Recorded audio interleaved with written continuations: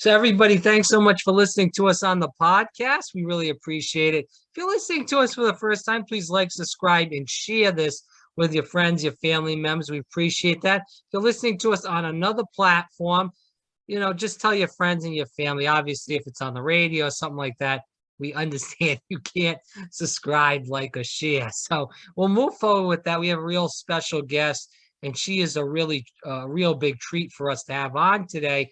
This is Sharon Wallen, and when you see her in a minute, you'll see what we're going to be talking about today. But we'll talk about a lot of stuff in general. Again, this is the Grateful Reflections Journal, and she's going to be talking about that. We're going to be talking about a lot of different things. Sharon, first of all, thanks so much for coming on. We talked before the podcast, which people did not hear, but it was a real enjoyable conversation. And I'm looking forward to a more enjoyable conversation as we record this. Rob, this is my pleasure. My pleasure to work with you, and the contribution that you're making to our community, publicizing and working with others. And especially, I like the story you did a few months ago. Do you think your peers will turn out and vote? And that was a great thing that you're doing with the young generation. It's my pleasure to be with you on Conversations with Rob today. All right, Sharon, thanks so much for the kind words. As we go into the interview, Sharon, can you tell the viewers a little bit about yourself and what made you want to write this book? Yes. I am Sharon Wallen, National Board Certified Teacher with Miami-Dade County Public Schools. I taught for 32 years and currently retired, just recently retired in 2019.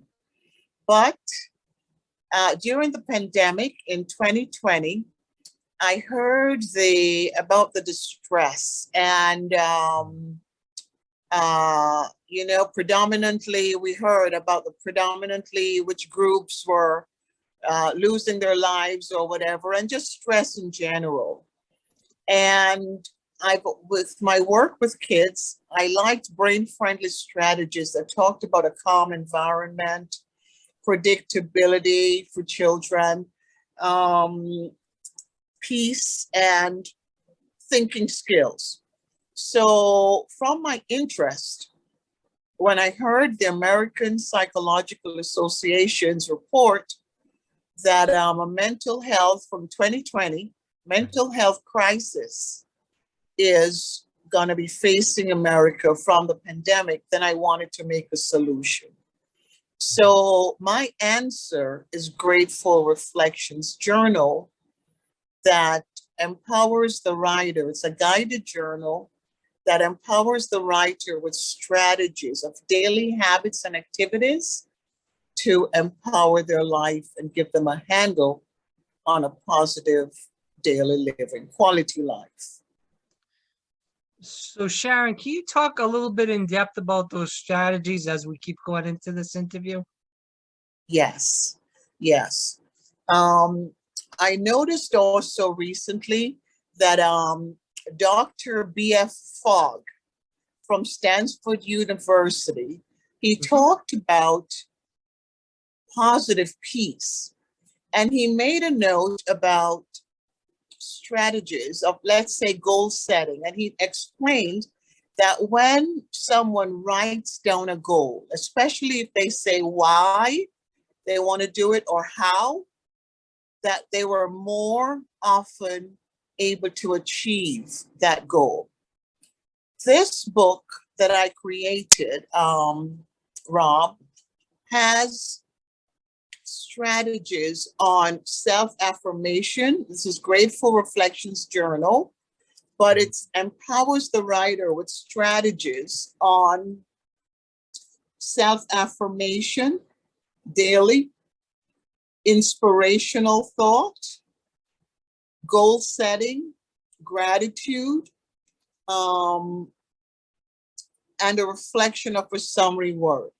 Now, those strategies are all gratitude. Just, you can't be thankful and sad at the same time.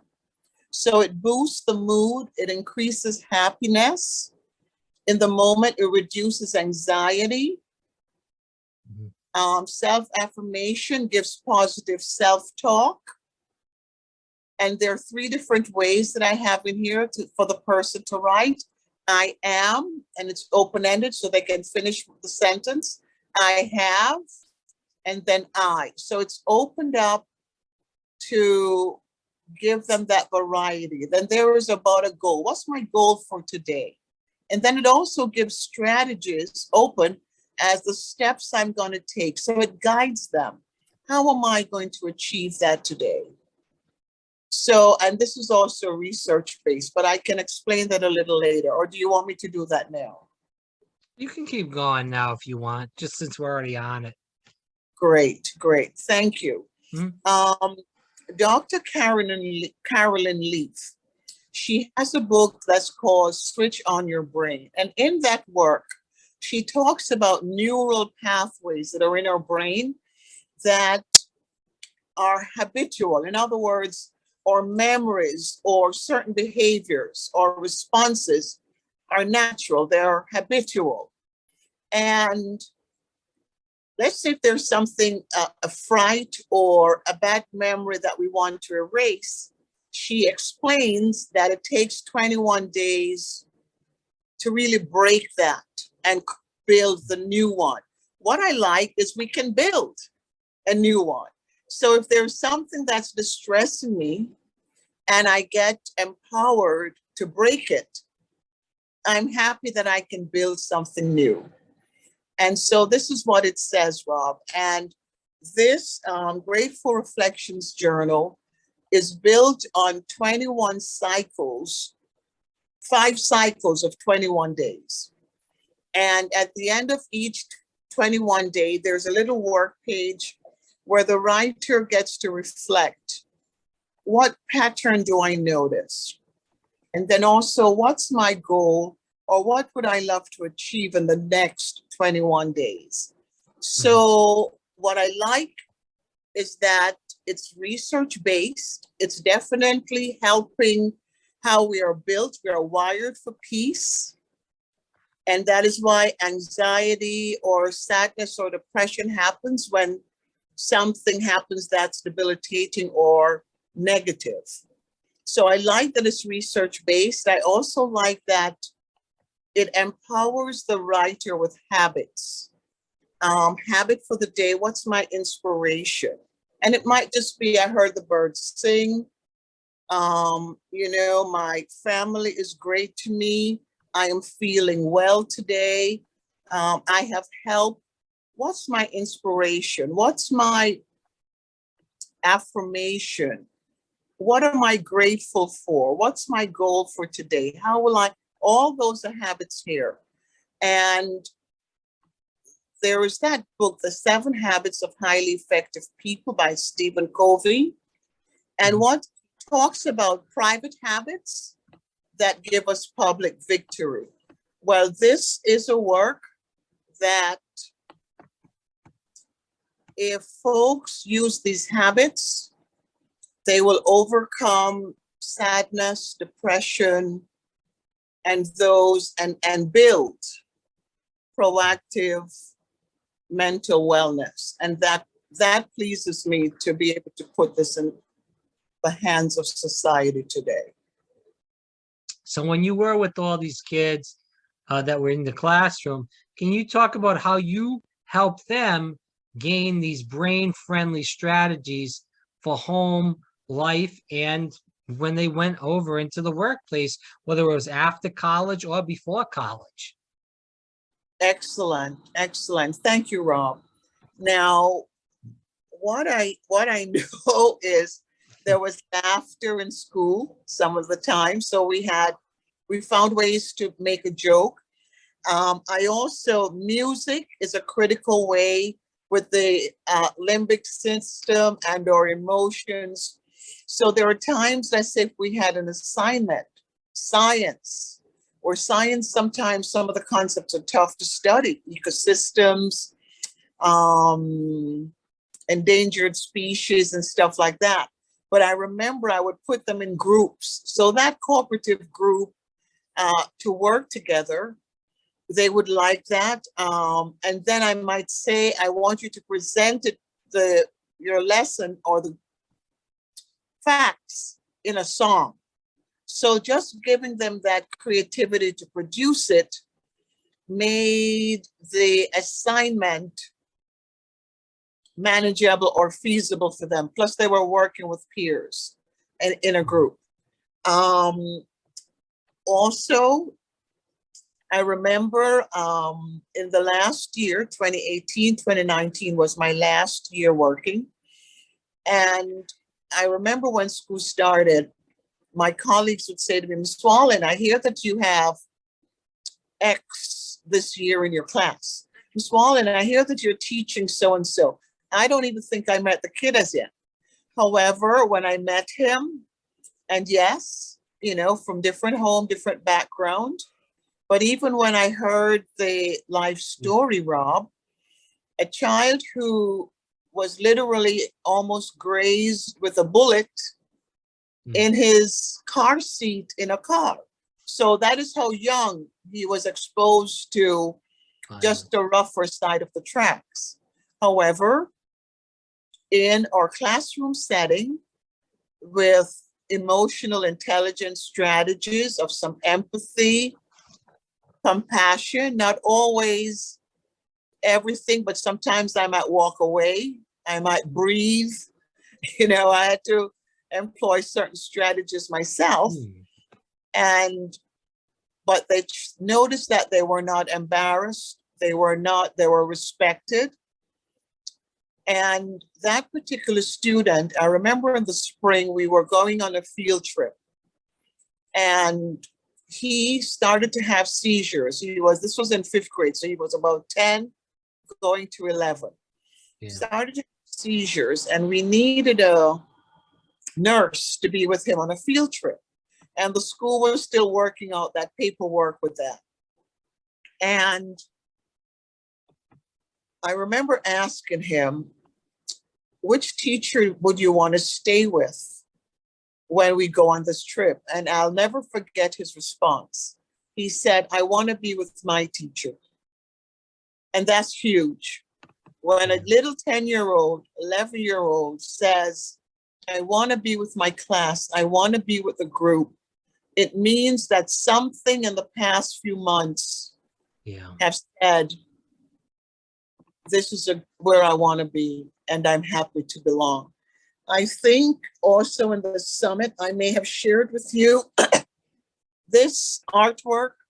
I'm not sure, but one of my little students surprised me. My birthday's in November, last day November. School begins at the end of August.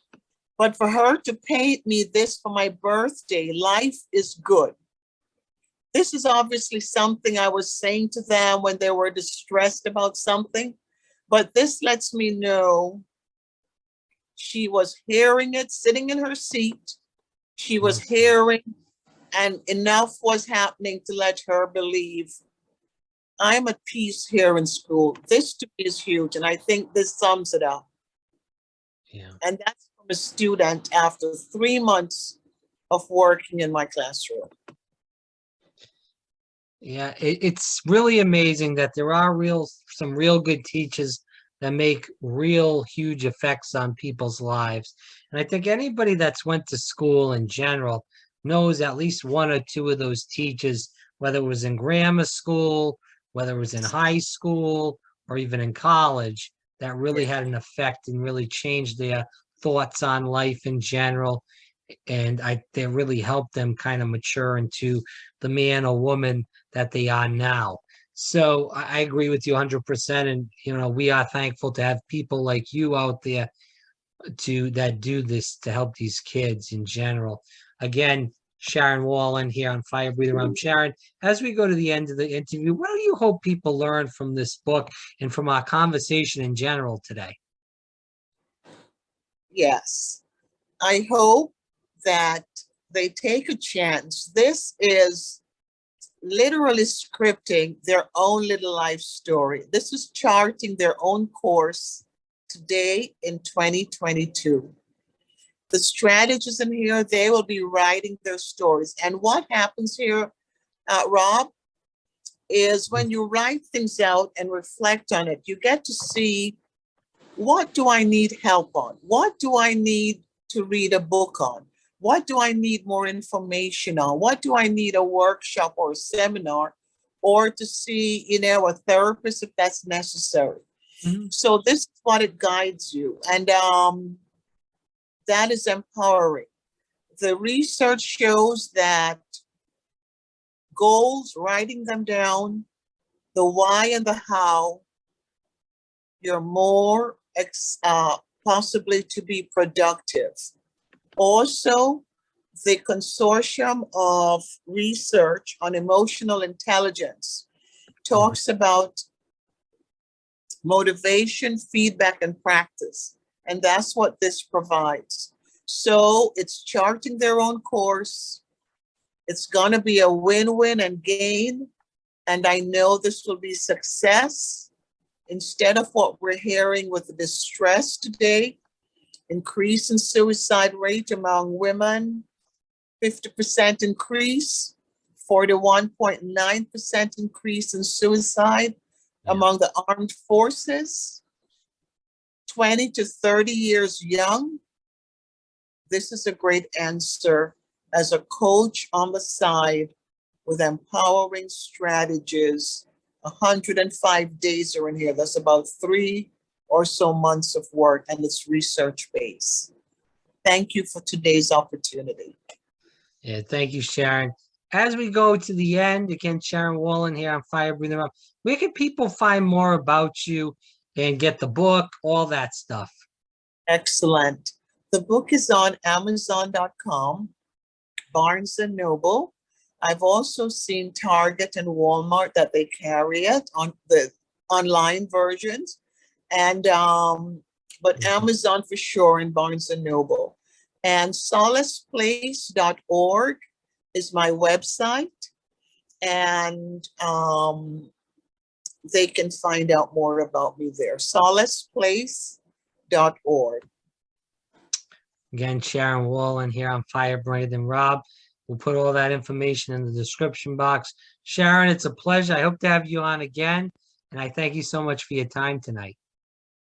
Thank you, Rob. I do consider myself a friend of conversations with Rob. I would be happy to be back. And you are making a big difference in our community. And we appreciate your work. You're making a big difference, and we thank you. Conversations with Rob. Thank you.